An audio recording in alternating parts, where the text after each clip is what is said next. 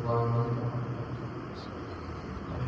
wassalatu wassalamu ala Rasulillah wa ala alihi wa sahbihi ajma'in. Wallahu a'lam.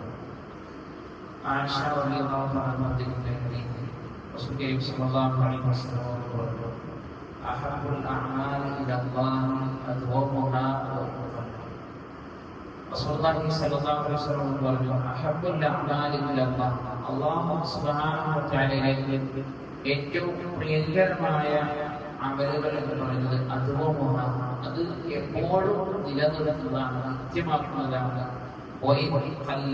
എത്ര കുറവാണെങ്കിൽ ശരിയും.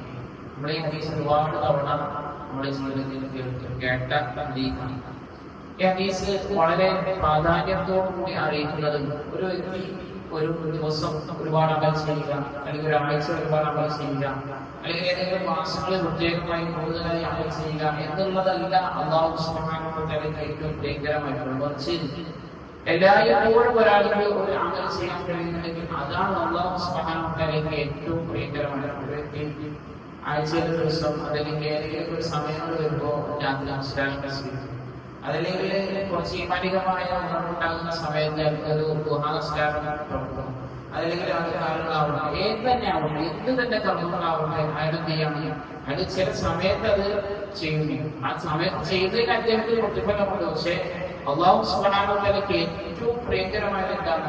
അത് എന്നെന്നും ചെയ്യുക എന്നാണ്. അപ്പോ നമുക്ക് എന്നെന്നും ചെയ്യാൻ സാധിക്കുന്ന രൂപത്തിലാണ് അമലുകളെ നമ്മൾ ചെയ്യുന്നത്, ചിട്ടപ്പെടുത്തുന്നത്. എന്തെങ്കിലും കേൾക്കുകയും അറിയുകയും ചെയ്യുമ്പോഴേക്ക് നമ്മൾ ഒന്നായിട്ട് ചെയ്ത് അത് ഉപേക്ഷിക്കുന്ന രൂപത്തിലേക്ക് ചെയ്യാൻ പാടില്ല, നമ്മളെത്താൻ പാടില്ല. ഉദാഹരണം പറയണമെങ്കിൽ തഹജ്ജുദ് നിസ്കാരത്തിന്റെ പ്രതിഫലത്തെ പറ്റി മറ്റൊക്കെ കേട്ടു. അപ്പൊ അദ്ദേഹം തുടങ്ങുക എങ്ങനെയാണ്? ആദ്യം തന്നെ 11 12 റക്അത്തുകൾ നിസ്കരിച്ചു. അങ്ങനെയല്ല, മറിച്ച് അദ്ദേഹത്തിനെ കൊണ്ട് സാധിക്കുന്ന രൂപത്തിൽ 2 റക്അത്ത് 4 റക്അത്ത് അങ്ങനെ കൂട്ടി പതിയെ അദ്ദേഹം തന്നെയാണ് ജീവിതത്തിലേക്ക് കൊണ്ടുവരാൻ സാധിക്കുന്നത്. അല്ലെങ്കിൽ എന്താണ്, അത് അദ്ദേഹത്തിന് തന്നെ ഭാരമാണ്.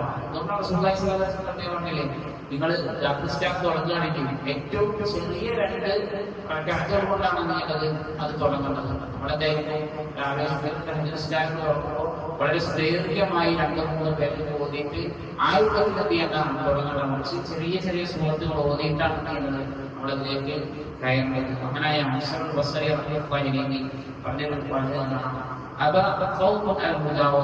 ചില സമൂഹങ്ങൾ എന്ത് ചെയ്യുന്നു, മുദാവമത്തിന് നിത്യമാക്കുന്നതിനോട് വിരക്തി കാണിച്ചു, വിസമ്മതം കാണിച്ചു.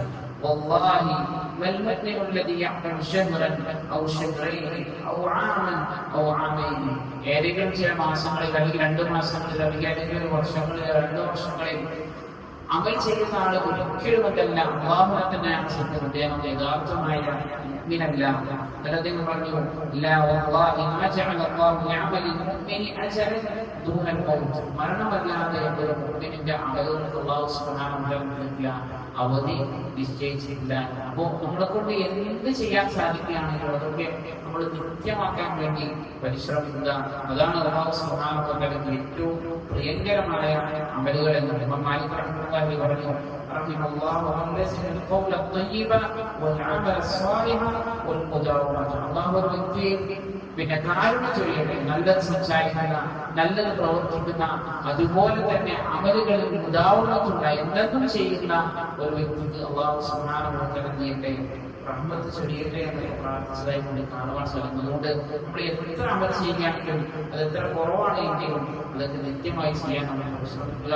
അല്ലാഹു സുബ്ഹാനഹു വ തആല എല്ലാം മാറാകട്ടെ. സുബ്ഹാനല്ലാഹി വ ബിഹംദിഹി അശ്ഹദു അൻ ലാ ഇലാഹ ഇല്ല അൻത അസ്തഗ്ഫിറുക വ അത്തൂബു ഇലൈക്. അസ്സലാമു അലൈക്കും വറഹ്മത്തുള്ളാഹി വബറകാതുഹു.